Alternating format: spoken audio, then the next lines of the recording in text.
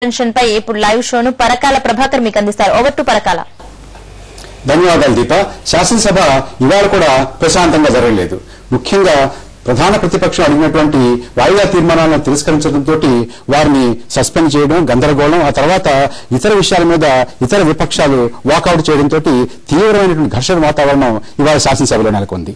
శాసనసభలో ఉన్నటువంటి పరిస్థితి ఏమిటి, చర్చలు ఎలా సాగుతున్నాయి, ఏ రకమైనటువంటి ప్రవర్తన నడవడిక శాసనసభలో చేస్తున్నారు అనేటువంటి విషయం మీద ఇవాళ విశ్లేషిద్దాం. ఇవాళ చర్చలో పాల్గొనడానికి తెలుగుదేశం పార్టీ నాయకులు, శాసనసభ్యులు శ్రీ ధూళిపాల నరేంద్ర, ప్రఖ్యాత రాజకీయ విశ్లేషకులు శ్రీ సి నరసింహారావు, కాంగ్రెస్ పార్టీ నాయకులు, శాసనసభ్యులు శ్రీ సుధీర్ రెడ్డి మనతో ఉన్నారు. సుధీర్ రెడ్డి గారు, మీడియా మీద ఆంక్షలు, విపక్షాలను బయటికి పంపించేయడం, సస్పెండ్ చేయడం, రెండోసారి 80 మంది రిలీజ్ చేశారు, ఇవాళ 44 మందిని చేశారు, పంపించేసేయడం, దీనికి సరైనటువంటి సమాధానాలు సంతృప్తికరంగా రావడం లేదు అనేటువంటి ఆరోపణలు, సభ నడపడం ఇలాగేనా? మీడియా మీద ఆంక్షలు అని చెప్పేసి అంటున్నారండి. ఈ రోజు సభలో ఏం జరుగుతుందో సంగతి మీడియాలో, టీవీలో, న్యూస్ లో క్లియర్ గా చూపెడుతున్నారు. దాని తర్వాత ఈ కొత్త స్పీకర్ గారు వచ్చినప్పుడు కొన్ని విధాన పద్ధతులు, నూతన పద్ధతులు మొదలుపెట్టారు. సభ నడుస్తున్న సమయంలో ఎవరు కూడా సభ్యులు మీడియా మీద మాట్లాడకుండా ఒక కట్టడి చేసి దాని పక్కకు ఒక మీడియా పాయింట్ ఏర్పాటు చేసి సభ బిఫోర్ కానీ సభ ఆఫ్టర్ కానీ మాట్లాడుకునే స్వేచ్ఛ ఇవ్వడం జరిగింది.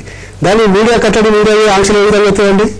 ఈ రోజు అందరి సభ్యులు, తెలుగుదేశం సభ్యులు, బీజేపీ సభ్యులు, అందరి సభ్యులు మీడియాలో రోజు ఉధృతంగా మాట్లాడిస్తున్నారు. అందరూ ప్రజలంతా కూడా చూస్తున్నారు. ఇక ఈ ఆంక్షలు ఏ విధంగా వస్తాయి? కాకపోతే లాబీ లోపల కెమెరాలు పట్టుకొని రావడం అనేది ఒక పద్ధతి పెట్టడం జరిగింది. దానివల్ల ఎందుకు ఇబ్బంది అవుతుందంటే, గతంలో మీడియా పాయింట్ ఆ పార్కింగ్ గేట్ వద్దనే ముందరనే ఉంటుండే కాబట్టి చాలా రద్దీగా ఉండే కాబట్టి మీడియా పాయింట్ ఇంకా సౌకర్యవంతంగా మార్చి కొంచెం వెనక్కి జరిపి లాబీ లోపల కెమెరామెన్లు అలా చేయకుండా పెట్టడం జరిగింది. అంతేగాని మీడియా మీద ఆంక్షలు, దీన్ని మీడియా మీద ఆంక్షలు చెప్పేసి 15 రోజుల తర్వాత ఈ రోజు ఉదయం దాన్ని వాయిదా తీయాలని పెట్టడానికి విచిత్రం అనిపిస్తుంది.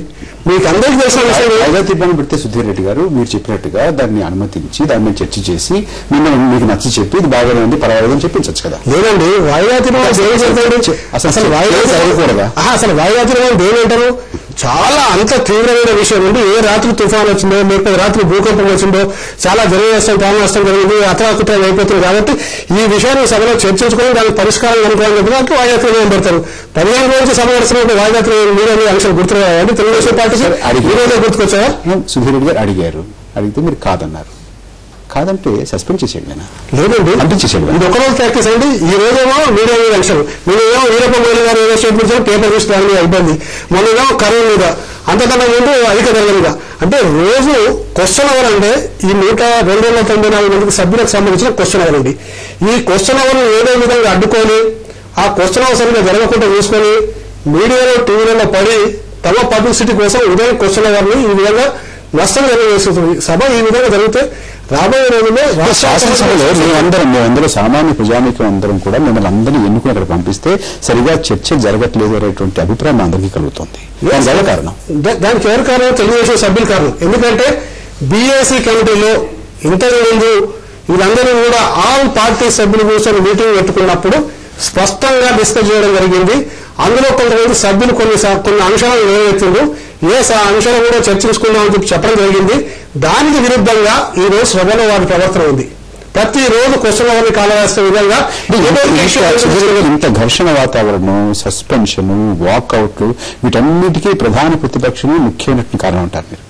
ప్రధాన ప్రతిపక్షం ముఖ్యమైన కారణం. నరేంద్ర గారు, ముఖ్యంగా ఇవాళ మీడియా ఆంక్షలు అనేది మీరు కెమెరాలు దృష్టిలో పడ్డానికి, టీవీల్లో కనపడడానికి, సభలో సరైనటువంటి చర్చ జరగకుండా ఏదో ఒక రకంగా దీన్ని పెడతో పట్టించడానికి ఈ రకమైన కార్యక్రమాలు చేస్తున్నారు.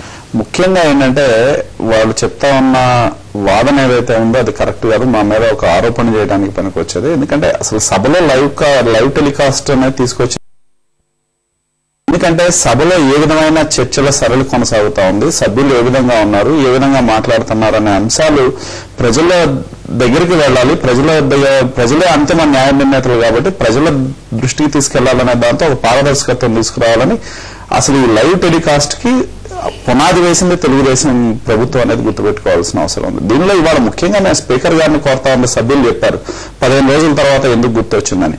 మేము గత 10 రోజుల నుంచి కూడా స్పీకర్ గారిని మా డిప్యూటీ లీడర్లు కలిశారు, మేము కలిసాం, మా నాయకుడు లేఖ రాయడం అసలు ఆంక్షలే లేవంటున్నారు. ఇది కేవలం అంటే కాస్త రెగ్యులరైజ్ చేయడానికి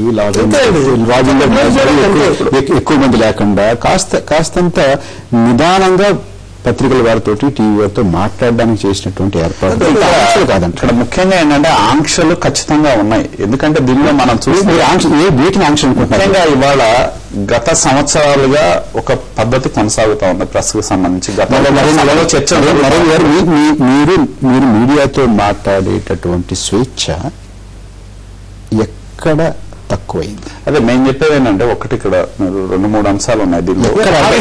సభలో జరుగుతున్న ఆ విషయాన్ని అదే చెప్తున్నా, సభలో జరుగుతా ఉన్న చర్చలు ఏవైతే ఉన్నాయో వాటిని పూర్తి దీనిలో బయటికి తీసుకువెళ్లే విధంగా చేయాలి. ఎందుకంటే ఇవాళ మేము స్పీకర్ గారు INPR డిపార్ట్మెంట్ వాళ్ళు గతంలో రిలే చేసేవాళ్ళు. వాళ్ళని ప్రైవేట్ ఏజెన్సీకి ఇచ్చారు.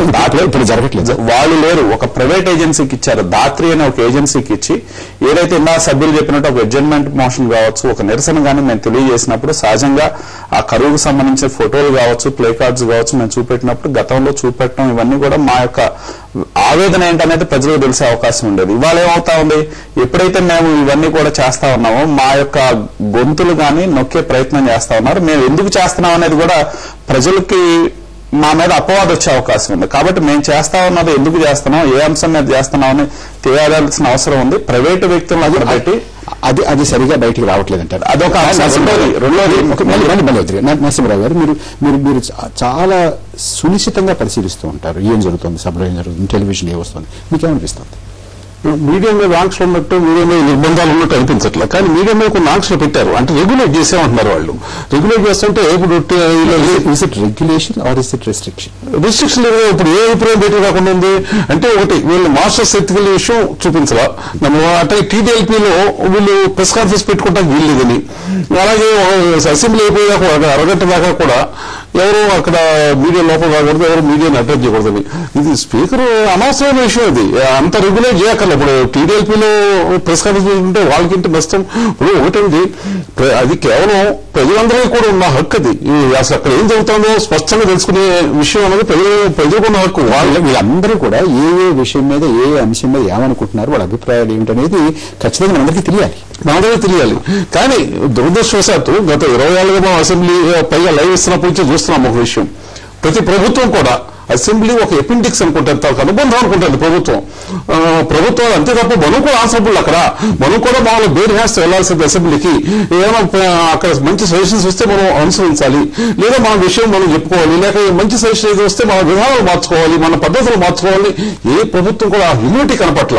నరసింహరావు గారు, ఒక చిన్న విరామం తీసుకున్న విరామం తర్వాత మళ్ళీ మనం చర్చలోకి వద్దాం.